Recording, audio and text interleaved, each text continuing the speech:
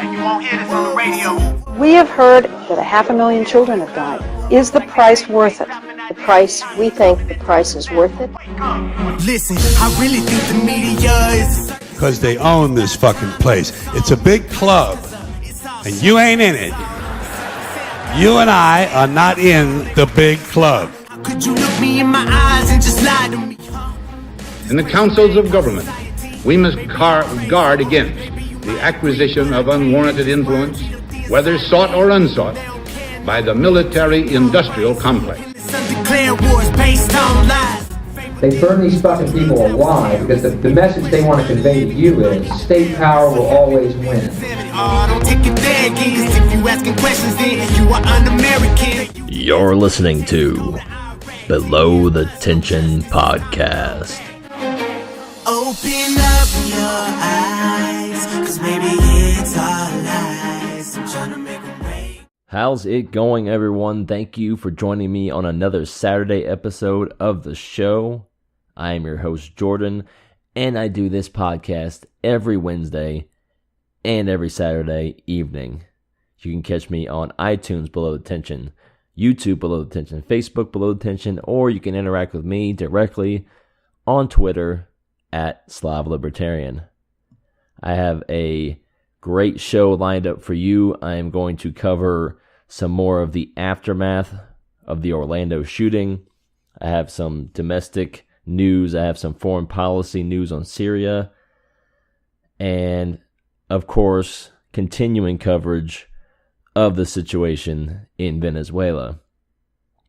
This podcast is affiliated with Voices of Liberty. Voices of Liberty is a website that features other contributors such as Walter E. Williams and Ben Swan. You can find my episodes posted there, voicesofliberty.com.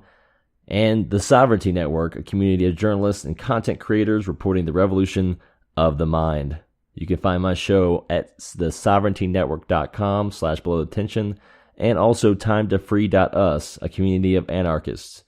Comment on this podcast, visit their website, or tweet them at timetofreeus to find out more. Now, as you all know, there has been a lot of backlash, a lot of calls to restrict rights after this Orlando shooting. Omar Mateen shot up the gay bar in Orlando, and now all of us have to pay for it.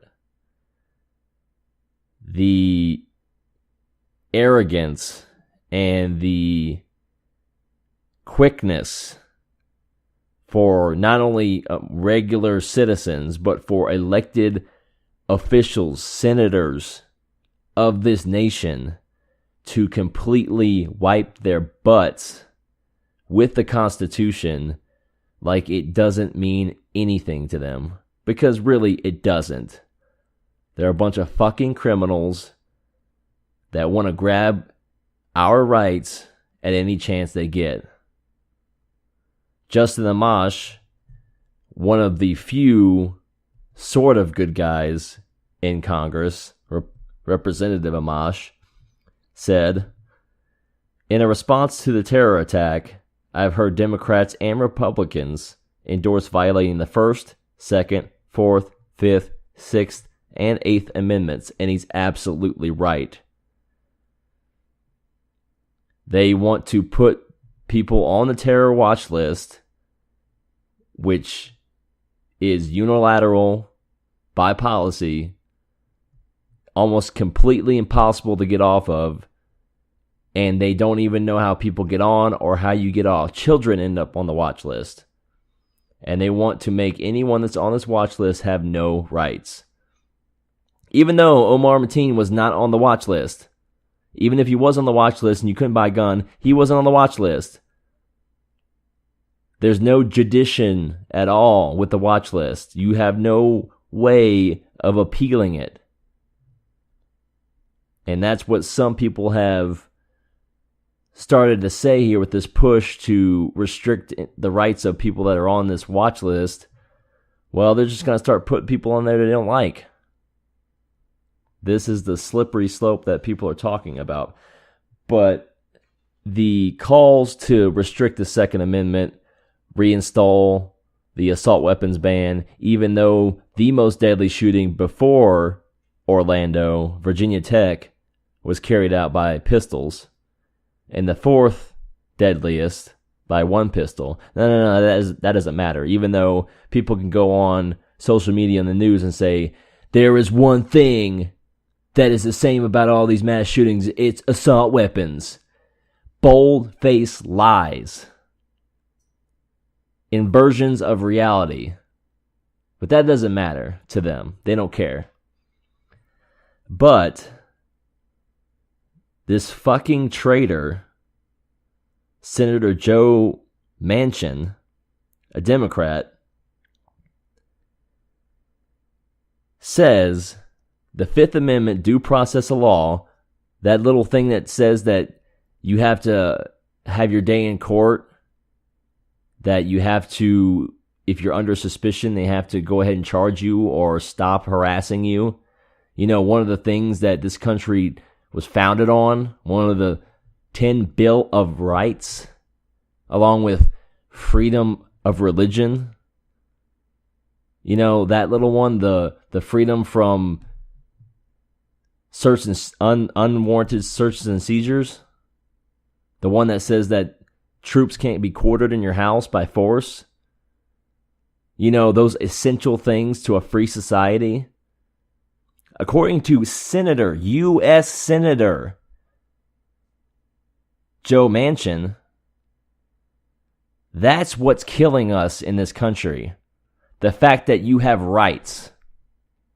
The fact that you can't be indefinitely under suspicion, that's the problem. That's what's wrong with our country, according to a U.S. Senator. What? This is bizarro land.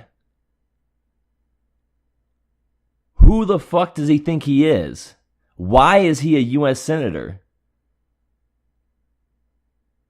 Because you have rights, that's what allows all of this to happen. See, this is what this is all going to. Because you have a right to own a gun, because you have a right to due process of law, because you have a right to privacy of your papers and effects, because you have a right to not incriminate yourself, because you have a right to a speedy trial, because you have a right to say and think and worship and have freedom of press. Because you have freedom, that's what's making you unsafe. According to U.S. Senator, who represents an entire state, Joe Machin. Tyrannical rooster crowing on top of all of us.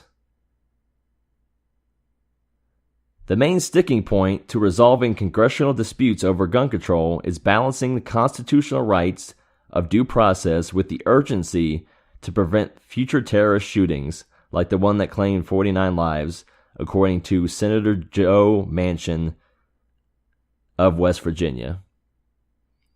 The problem we have, this is a quote, the problem we have, and really the firewall we have right now, is due process.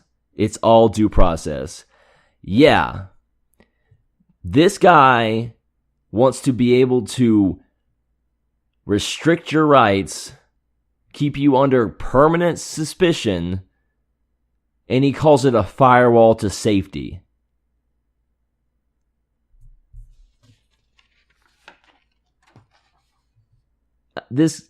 How could this happen in this country? Why have we gotten to this point? Just this morning, I was on Facebook, and the Free Thought Project shared a video where a private citizen carrying a concealed weapon was in a video poker lounge, and two people came in to rob it with weapons, with pistols. And the headline was, "This is how you stop a mass shooting." There was hundreds of comments with thousands of likes on them saying, oh my God, you gun nuts, you should have just let them have the money. It wasn't worth them getting shot and possibly killed. This country has rolled over and have become pussies. Two men come into a parlor that's full of people with guns, waving them in people's faces and demanding their money. And a trained citizen comes up, very controlled, shoots, fires, repels the attackers, and people get mad at him. That is what allows someone like this guy to be elected. The attitude of Americans nowadays. Just roll over, get into the fetal position, cry and soil yourself, and wait for the right good guy with a gun to show up. Because if that guy in the parlor was an off-duty cop, you would have never heard anyone complaining, because gun control people aren't against guns, as Stefan Molyneux says. They're not against guns. They're against you having guns. They want the state to have guns. They want the military to have guns. They want the police to have guns. So they're not anti-gun. They just don't want you to have a gun. And Joe Manchin, senator from West Virginia, doesn't want you to have due process of law. His quote continues. So we could say that if a person is under suspicion, there should be a 5-year period of time that we have to see if good behavior continues. But if the same traits continue, maybe we can come to that type of agreement, but due process is what's killing us right now. So if you were ever suspected of a crime, Joe Manchin wants to put you on a watch list for 5 years to make sure you are a good guy. You weren't convicted of a crime. You weren't sentenced. It wasn't proven without a reasonable doubt. You were investigated. The case was closed. But you're on a watch list, so you have no rights for at least 5 years. I think that's pretty reasonable, right? This is America. Land of the suckers. It's absolutely incredible. And people like to blame this guy. He is a product of the pussified nation that we're in today. We have no one to blame but ourselves, as V says, from V for Vendetta. If you want to look for a reason, you merely only need to look into a mirror. Go on any social media, and people soil themselves when a guy has a gun and he shoots criminals. Even though cops shoot criminals all the time, they love that. A guy that's not in the military and is not a police officer that has a gun, they would rather a terrorist stick a bomb up their ass and blow it up. In fact, they may just ask for that. They would rather that than a guy kill that terrorist with his own gun. Just let him do it. Like, it's not worth the shooting as they're getting shot. That's the left nowadays. Now, I'm going to try to calm down, but that's really what it is. How else do you explain it? And what makes it even more of an issue is all of the times this guy could have gotten caught. We have this security apparatus, but guess what? And this is what people really don't want to come to terms with. A guy, any person who is willing to die can pretty much do anything. If someone doesn't care if they live or die, can get away with pretty much anything. Well, they don't get away with anything. That's the point. They don't plan on getting away with it. They just plan on doing it and then dying. It's pretty easy. If you take away the fear of death from anything you try to do in your life, you could pretty much do anything, can't you? Think about it. Gun store owner, we called the FBI about the Orlando shooter. Co-owner of a Florida gun store says that his employees contacted law enforcement about the Orlando shooter, Omar Mateen, when he attempted to purchase body armor and ammunition. The co-owner of Lotus Gunworks said Thursday his workers had a gut feeling about Mateen when he came into the store about 4 or 5 weeks ago. Mateen asked for level 3 body armor. He made a phone call and spoke Arabic before asking for bulk ammunition. The employees did not sell it to him. Store owner told reporters, "We contacted the FBI directly." On Friday, the FBI released a statement confirming the gun store told them in May, during an unrelated investigation, that Mateen tried to buy body armor.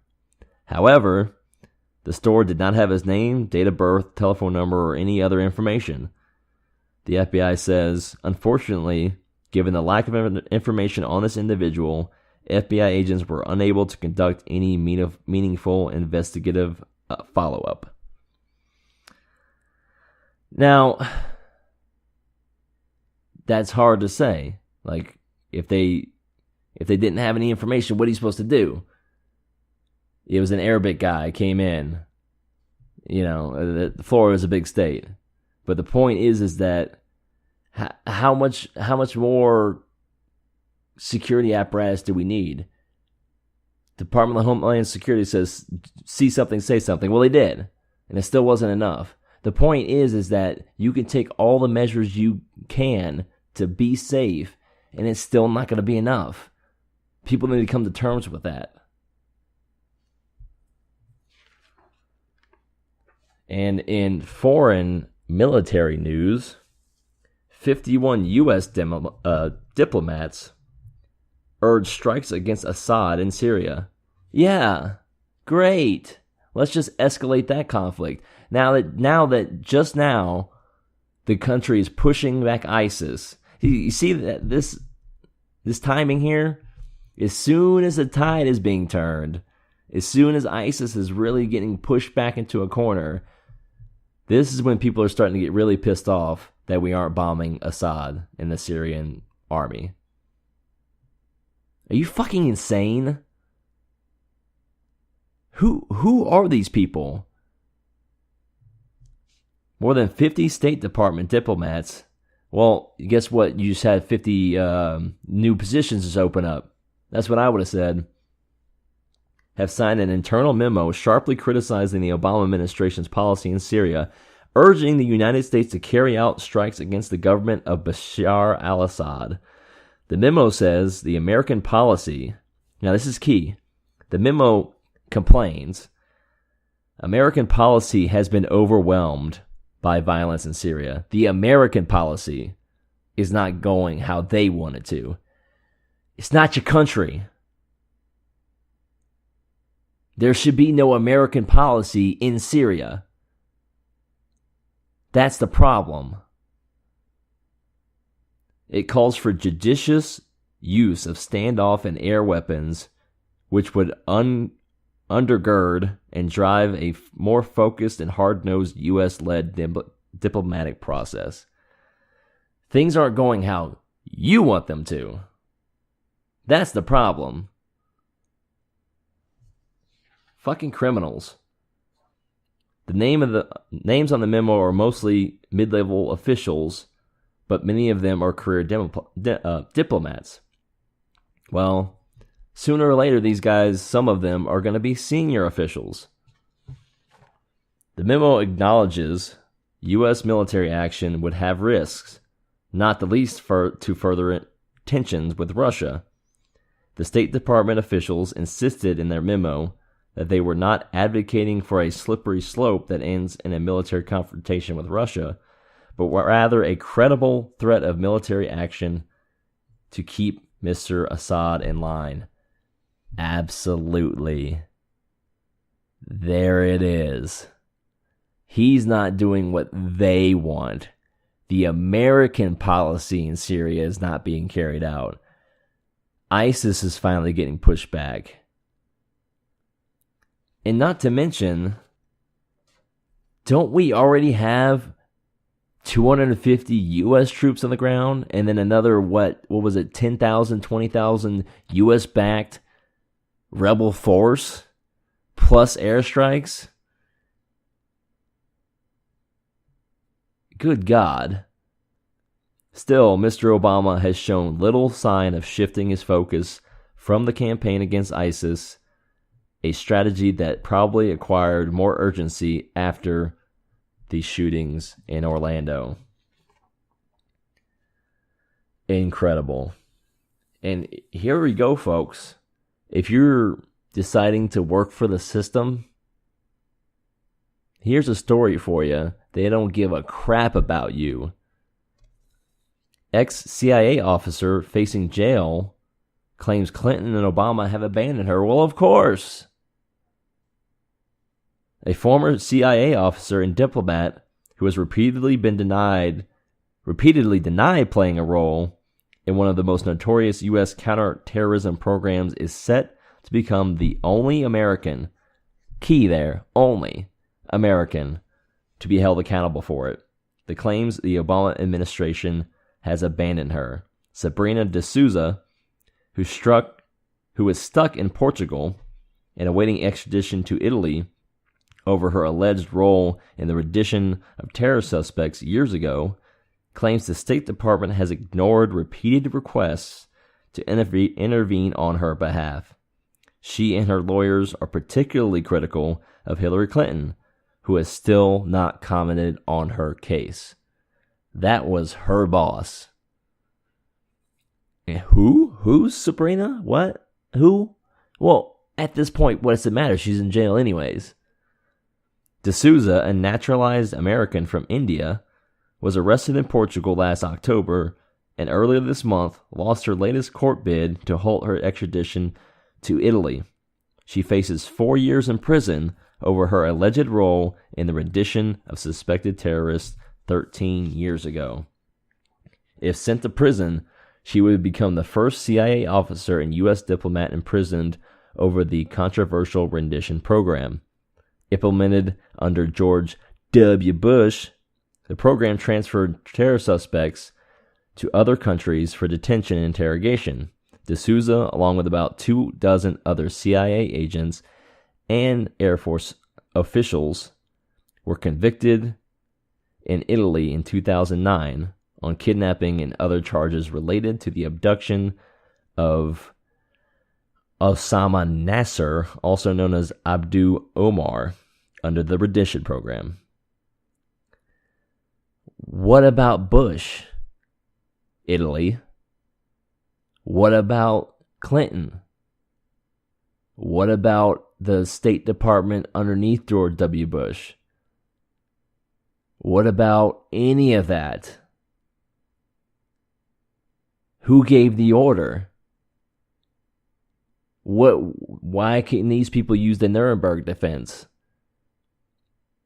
They didn't just go out there and do this on their own.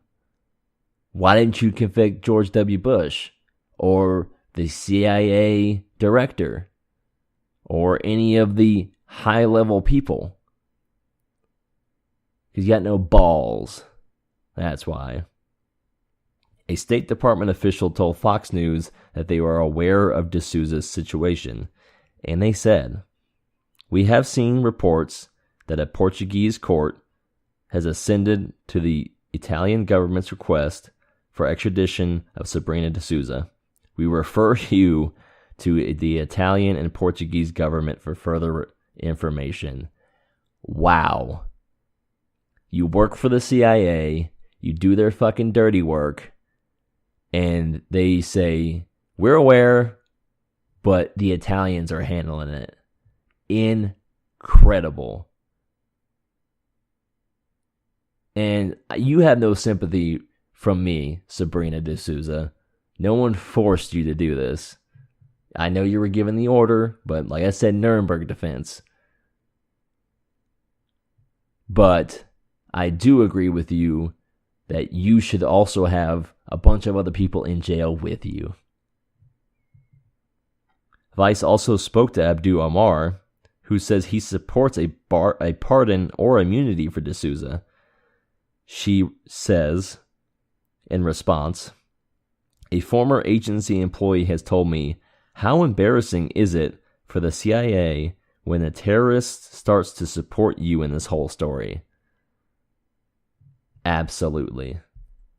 But you deserve to go to jail regardless. All right. And our last little bit of information here.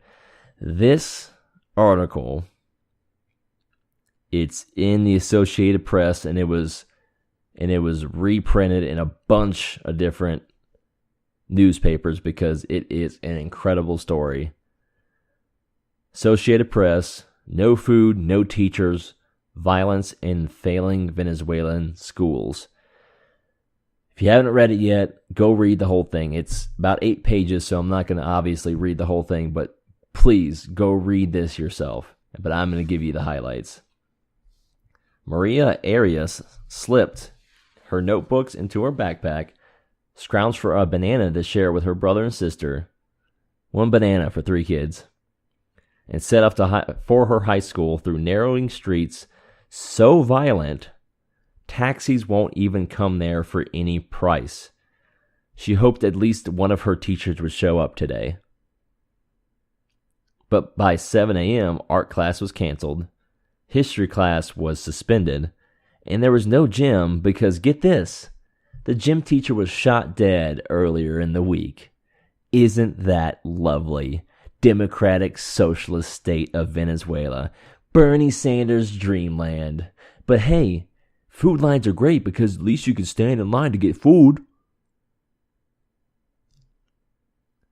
The soaring crime and economic chaos stalking Venezuela is also ripping apart the once up-and-coming school system, robbing poor students such as Maria a chance at a better life.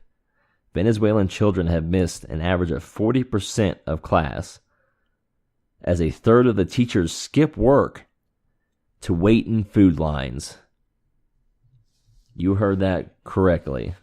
But Bernie Sanders says food lines are good. I'm not even kidding either. Just look up Bernie Sanders food lines. He praised them. It's on video. Venezuela is a young nation with more than a third of its population under 15. A third of the population, half of them aren't getting schooling, and the other half are getting half of an education. If you think it's bad now. But wait, there's more. The late President Hugo Chavez made education a centerpiece of his socialist revolution. Socialist revolution, we've heard that before, haven't we? Using the riches from a historic boom in oil prices to train teachers and distribute free laptops. But in just a few years, all of that progress has been undone. A fall in prices of oil, combined with economic mismanagement,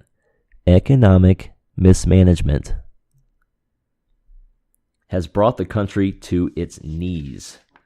Venezuela now, wait, there's more. Venezuela now has the highest teen pregnancy rate in South America. Awesome. So now it has the highest teen pregnancy rate with the lowest education rate.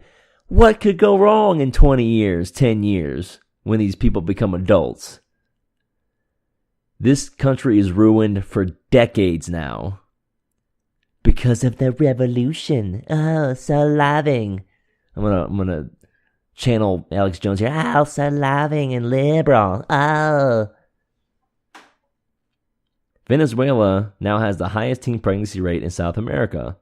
The favorite makeout spot for students is behind a pile of 30,000 unopened textbooks. Teachers refuse to use them because they was too full of pro-socialist propaganda to use. Half the kids aren't going to school. The other half that are going to school are getting half of an education. And 30,000 books aren't even being looked at. Awesome. like I said, go read that whole article. It's an incredible expose, and it was beautifully written. Please check it out. And that wasn't the last story. I had one more hidden under here. And this is a real doozy, and it's a good one to end the show on. Because part of this socialist revolution is a social justice warrior equality revolution. Well, you want equality? Here it comes. U.S. women may soon be required to register for military draft when they reach 18. Yeah. Chairman of the Armed Services Committee, the batshit crazy criminal, John McCain, described the move as simply fair now that the Pentagon has opened all military roles to women. You wanted it? You got it. I went on quite the rant there, but I don't know what's happening to this country. When did we go from one of the most powerful, one of the most free, one of the most prosperous nations in the world to being totally pussified, chicken-necked, rolling on our back, pissing on ourselves, idiot dumbasses? How did we get to this point? It has to be that there's been so much wealth and freedom that it's just completely spoiled the population. It's like a few weeks back when they had those big riots in California against Trump. A girl holding a cell phone in one hand and a "We Need Socialism" sign in the other, while people in a democratic socialist country are standing in lines, crying, screaming, "We want food." That is really the best analogy or the best imagery to sum up what we're dealing with. A girl in America holding an iPhone in one hand and a "We Need Socialism" sign in the other, chanting and burning stuff. I want free stuff.